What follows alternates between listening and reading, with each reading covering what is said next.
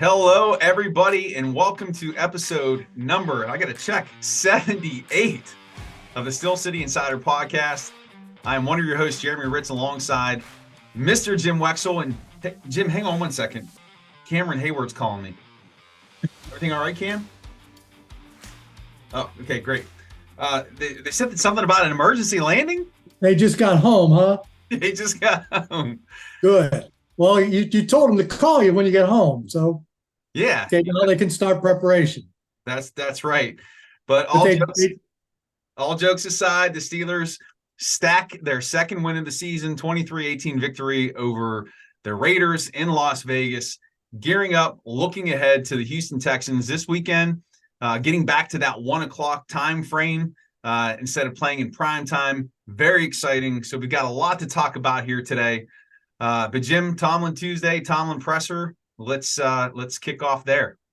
Well, we had aliens on the edge today. You didn't hear that one? No. Somebody said something about zone blocking. You know, that was a big point by Collinsworth all game, that the Steelers are doing more power, more double teams, straight ahead, combinations, getting to the second level. And as opposed to their outside side zones that clearly nothing was working. So, you know, they apparently changed blocking schemes. Tomlin was asking about it, and he said, oh, there's many layers to that. It has a lot to do with the defensive scheme we're playing and a lot of other things. He goes, we've also had to deal with aliens on the edge these opening 3 weeks. And I tell you, you know, I know Garrett is imposing.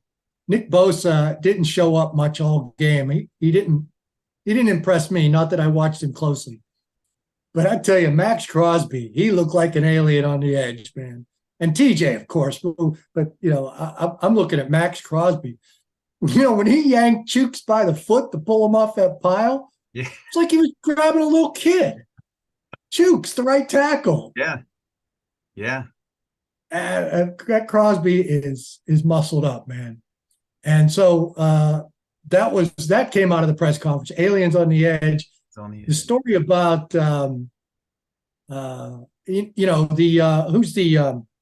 the Texans pass rusher? Will Anderson. Was he the third pick of the draft? Stroud was their quarterback, is the second pick and was doing well. CJ Stroud. And the third pick was Will Anderson. They had both picks. And they're a young team, and that's representative of what we have with the Houston Texans. And so somebody asked Mike if he got to know Will Anderson. And Tomlin said, you know, some of these guys, we asked them and they respectfully declined because they know we have no chance to draft them.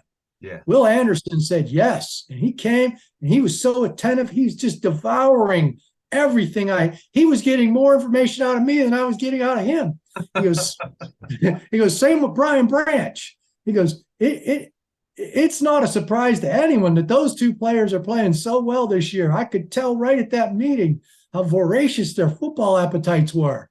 It was a pleasure. And so that was a rousing story. You know, anytime Tomlin talks about the scouting trail, it's really cool. Kind of like what he was talking about with TJ last week with Bob Labriola. I don't know if you caught that. I didn't. You know, I've written about the draft process and that dinner they had with Tomlin and how he didn't talk or smile. And I took TJ's perspective. I put it in my book, On the Clock. I forget exactly what TJ said. It's in there. But they asked Bob Labriola asked Tomlin about his perspective of that dinner. And he said, I tell you, we knew all about the scheme at Wisconsin being the same as us. We knew about his bloodlines.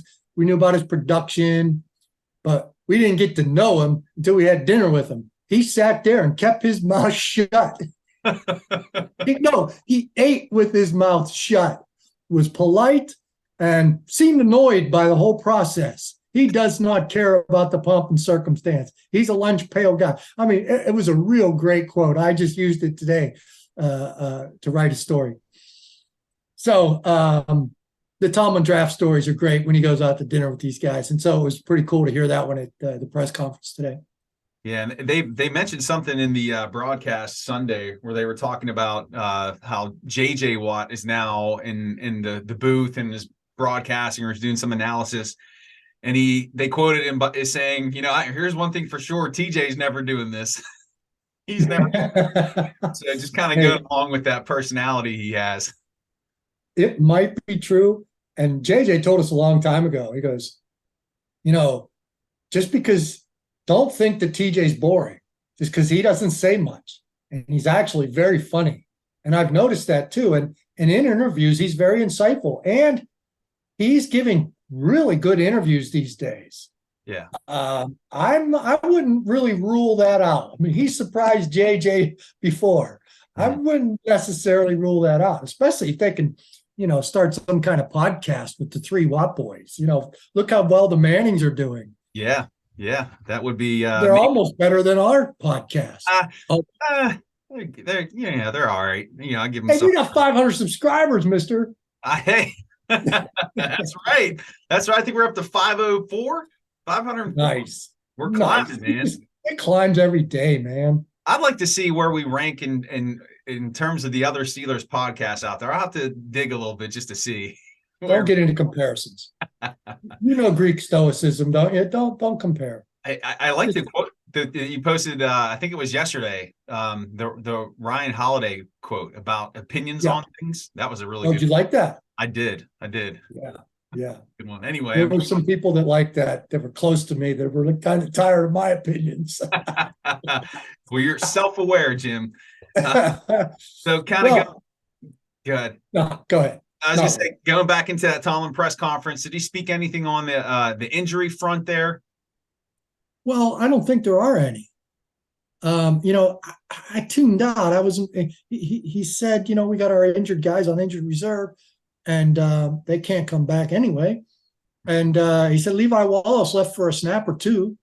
Najee came back. So I didn't pay full attention, and I apologize. I'll get that transcript and write it up better than what I'm doing now. But I don't think there's any injuries. Okay. So really nothing to write home about other than the aliens on the edge comment from Tomlin. Otherwise, it's just a pretty straightforward day. Well, he earnestly seemed to believe his team is getting better in all areas. And I think we kind of believe that. Yeah. I don't want to totally dismiss the Raiders as a horrible defense. Mm-hmm. But they were last in just about every category. Yeah. It's only after 2 games. So they didn't pulverize them. I mean, we're happy the run game got going a little bit. There were more runs than passes. That was impressive. But, they really didn't grind it out at the end. They didn't really win it at the end with their run game, like in the days of lore when they used to. Mm-hmm. But he believes they're getting better, and I think you and I would agree they are getting better. But he seemed encouraged, whether he's being performative or not. I have to believe him. I mean, he looked earnest about it. He looked like they're getting better. So Tomlin must be reading my notes, because that's what I have here on my little agenda that I always sketch out before a podcast. But I have the offense improves, the defense improves. Now, not by stratospheric measures. However, they are incrementally getting better, which is what we want to see, because that's going to be sustainable over time. But let's start with the offensive side of the ball. We saw that Kenny Pickett was pushing the ball down the field. We saw some improvement in that run game. Your takes on the offensive performance? Hey, man, I've been worried about Kenny being concussed from that first series and nobody really noticing it, and it sliding for 2 games. I never saw him so bad as that first game. And he wasn't much better in the second game. Mm-hmm. And that I always bet against quarterbacks coming off a concussion their second week. Now, I don't know that he had one, but I thought that might be an explanation for why he played so poorly. So I expected him to play better this week. I mean, obviously, he does not have headaches. He's not complaining to anybody about it. It's not a big deal. If he did get his bell rung, we used to say in the old days, to minimize the concussions. Yeah. He just got his bell rung. I'm sorry to divert, but Wolfley tells a story about I don't know, they were in Pittsburgh or Philadelphia, I forget, and he got tongued and he wobbled over the sideline. The coach said, where are you? And Wolfley said, Pittsburgh. It was Philadelphia. Wolfley said, Pittsburgh. And the guy said, same state, get back in there. right state, get back in. But that's the old days, And now they're a little more squeamish about that. So I don't know if anyone even wants to think about them having missed that. Mm-hmm. But I expected him to improve. And now he looked like the guy he was last year. And now it's time to start building off that. Yeah. I think he's going to be fine. I think he's a good quarterback. Yep, definitely look more accurate. The nice, obviously the play of the night on offense, the deep ball to Calvin Austin. So we got to see not only his speed on display, but also his concentration in his hands. Now I know that ball was put where nobody else could get it, but there's two parts of that type of play. You've got to catch the ball, and that was perfect. Well, that was no fluke. They've been working hard on that. And Calvin catches a lot of them in practice. And he has, the short arms at 5'7" and a quarter, a small catch radius. And that would have to be a concern throwing deep, right? But he really plucks the ball well. He runs under it, seems to have no fear. He does a really good job with deep balls. And that's great when you have 4.32 speed. Yeah, there's no catching him. There's no So there was no... Don't. I mean, we're on a message board on our site, Steel City Insider. They're having a squabble about, well, if you took that play out, well, what do you mean take that play out? They say, what would his passer rating have been if you take that play out? Right. Yeah. The rest of the plays, but they practiced that. It was a lot of work that went into that, and they're going to do it again. Yeah. So it has to be all the work they're putting into it. You have to figure they're going to get one every 3 games. And so you hit Pickens, or you hit Pickens on a post, you hit Austin on the go pattern. It's going to happen. Yeah, and I'd be remiss if I didn't mention the touchdown reception by Pat Freiermuth. Freiermuth? I don't know, Pat. Stop saying Freyer. Stop saying Freyer. Fryer. I asked the man to come over and tell you his name. You got a personal pronunciation, Freiermuth. We both learned it's Muth. I think I have name dyslexia. Name dyslexia. Anyway, that pass was a beauty. The catch was a beauty, and I felt just overall the passing game looked more in sync. Now, it wasn't perfect. I'm not saying that, but Kenny was throwing on the move more, pulled it down a few times to run it. And do you think we're going to see more of that moving forward? I think we have been seeing a lot, and some of it has been just evading the pocket too soon. Happy feet back there. He's not going to be a target for the aliens on the edge. Mm-hmm. But there was more designed rollouts. I mean, I assume we're going to see more because they worked, but I'm not a huge fan. I'm not. Mm-hmm. And throwing across his body was a beautiful pass to Freiermuth, but before the first half, he must have thrown 4 or 5 that were just way off. When he rolls left and throws across his body, I was confounded. I was, what are you doing here? And then he started hitting them. So it would be, he'd roll out and be like, no, yes. Yeah. Yep. One of those deals. Yep. And there was, and I just remembered this now, there was that one pass play early on where he threw it directly to Marcus Peters. Do you remember that? It was like a shore-handed, should have been a pick six. Thank goodness it didn't happen, but he did overcome some struggles there early, finish the game on a nice note, and hopefully can carry that into next week. Running game seemed to improve a little bit. They got over 100 yards total for the team. Harris picks up 65 yards.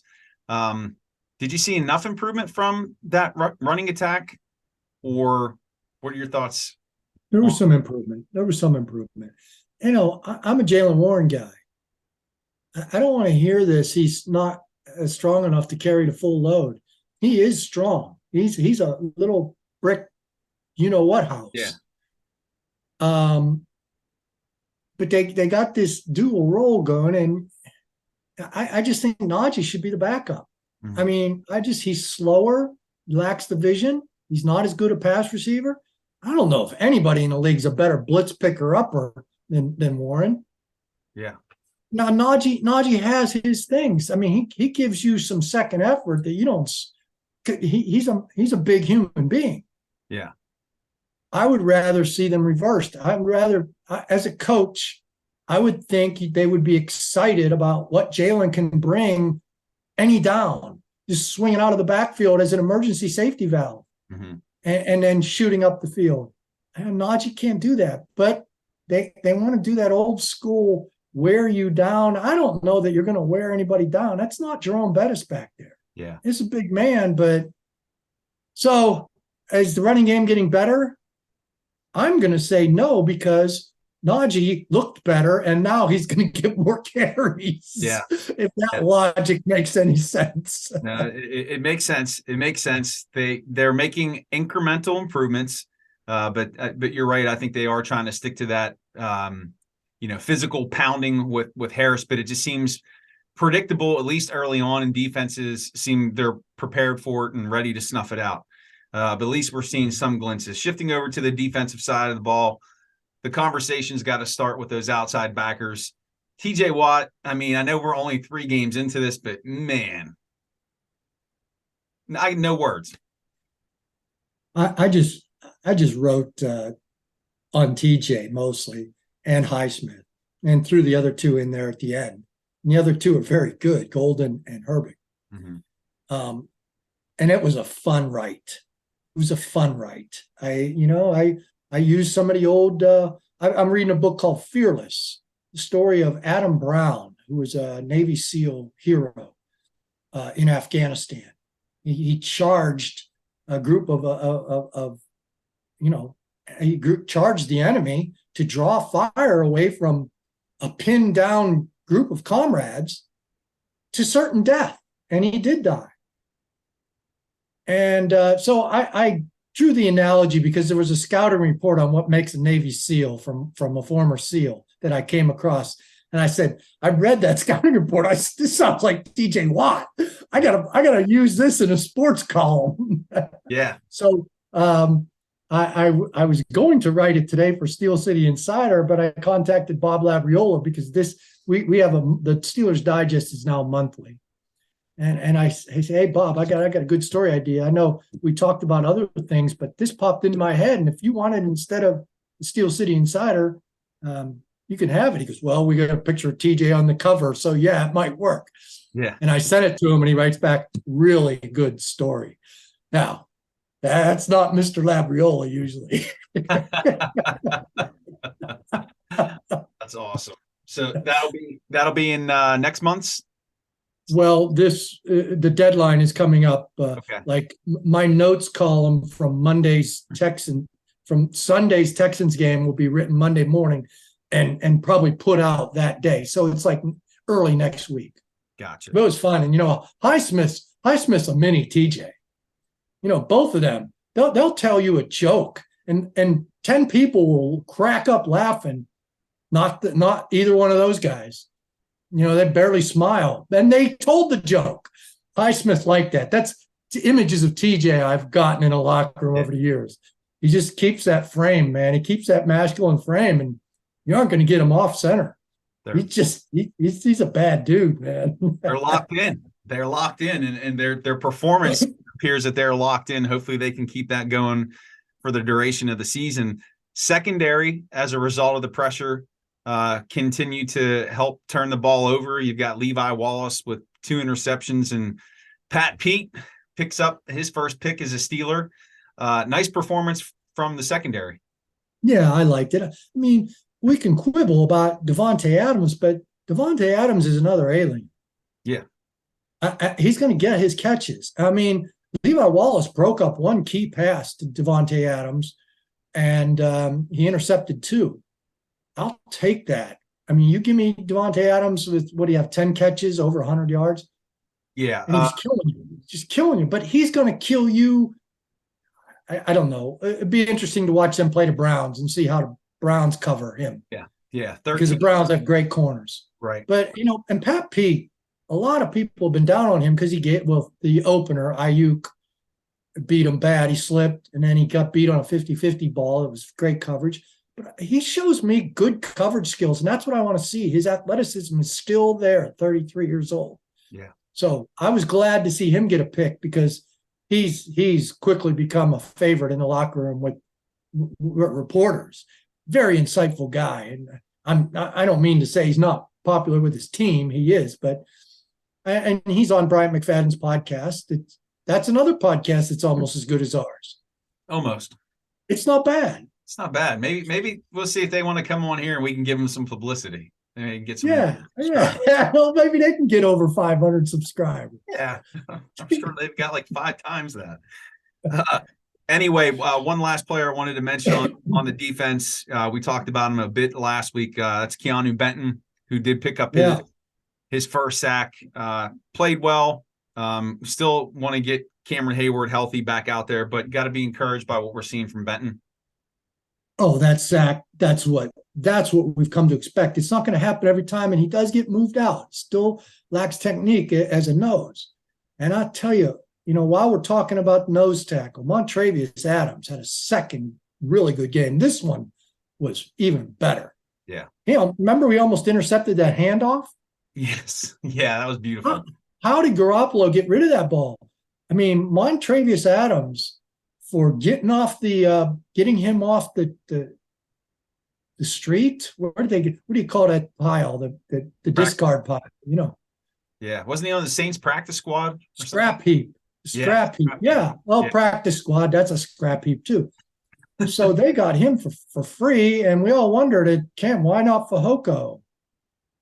Man, now Montravius Adams is showing us that Carl Dunbar and Mike Tomlin knew what they were doing in keeping him as the starter, because he is a penetrator. As a nose, it's a different era. He's a penetrator. When Benton becomes more refined, he's going to have all of it.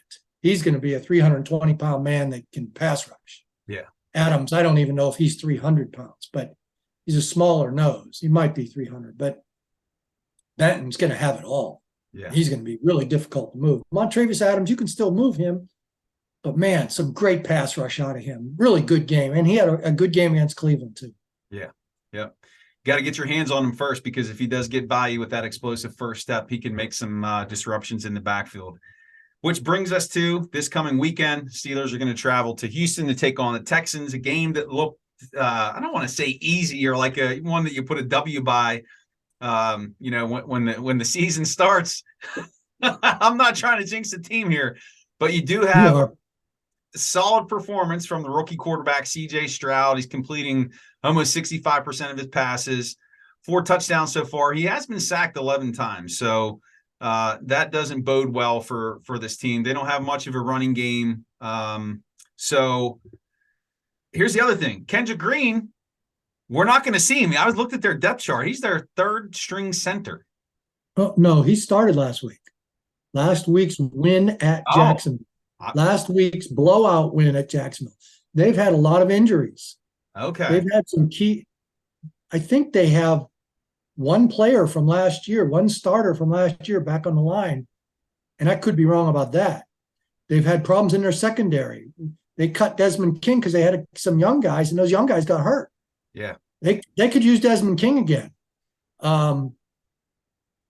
Their line went into that game as a mess, but it played really well. Now, I don't know what they're getting back. If they get their left tackle back, Tunstall, he's the A-plus player they have. Yeah. And he's been injured. If he comes back, then the left tackle moves to left guard, and then Kendrick doesn't start. I'm kind of hoping that he was. When I saw him on the depth chart listed there as number 3, I'm like, oh man, I'd like a reunion of sorts there. Had a winning effort. I mean, he's not as bad a guard as he is a center. Right. But I tell you, you're falling into the trap that I think the team will fall into. This is not going to be easy.